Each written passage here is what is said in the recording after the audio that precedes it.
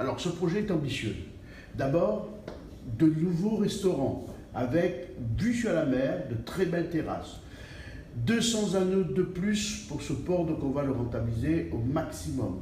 Ici, des ateliers pour le port. On nous prévoit également des boutiques ajoutées au restaurant, ainsi que l'ETI. Il va y avoir un office de l'ETI. Il va y avoir tout ce qui est dédié à la pêche professionnelle.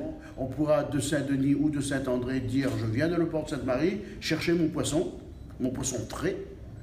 On va également aussi, on a l'ambition, et je le dis là, ici, de l'autre côté, monter une école de voile, parce que ça c'est possible, et ça va être beau.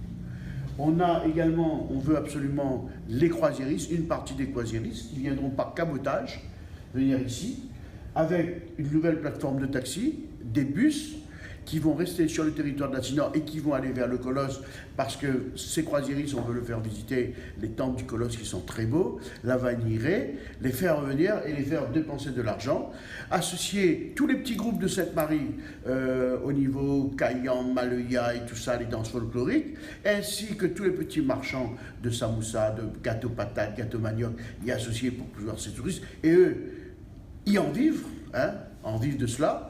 Et en plus, on veut qu'il y ait un développement économique, une attractivité dans ce port. Ce port-là doit vivre du lundi au dimanche soir. Quelle est l'ambition de la Sinor avec ce port?